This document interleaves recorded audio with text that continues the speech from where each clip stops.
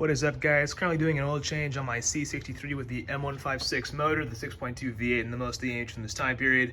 But I want to make a little video on the oil cooler and how to drain it.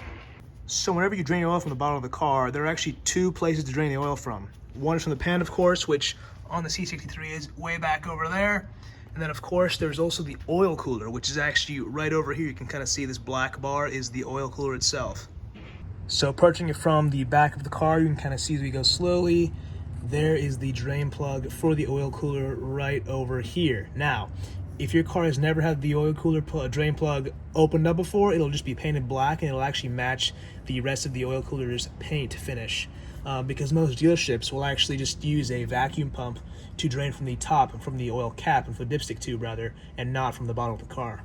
As a result, the first time getting this guy off for me was actually a huge pain because the paint kind of welded it to the actual surface and it was very hard to remove. So I had to kind of use some acetone to remove the paint, try cutting the paint off, and then finally it would come off. So I've actually bought a new drain plug and all, and it works just fine.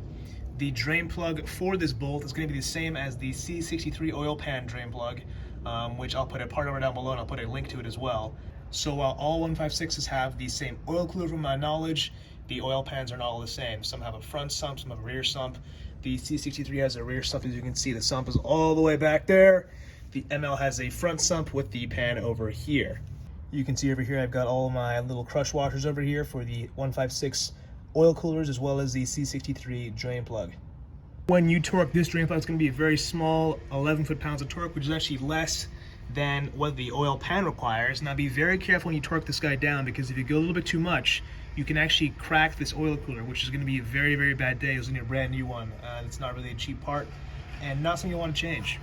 So yeah, unfortunately you will need to remove your front sort of splash cover, splash guard, because the oil pan, at least for my car, is way back there, so it's very different sort of splash guard. In fact, for the C63, there are actually 3 different splash guards for this whole oil change process, which is pretty annoying, but you know, it is what it is. If your car is level, more oil will come out of the oil cooler for sure, probably about a quart.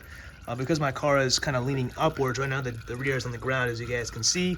Most of the oil in the oil cooler actually went backwards in the pan regardless, so it kind of works out that way. That's why I don't really level the car.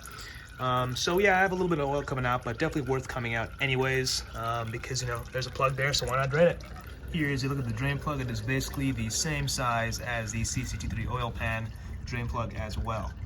Anyways, guys, my bad for not putting in the first video. Hopefully most of you guys see this one anyways. I will be putting this video in that video's description, so hopefully all is well.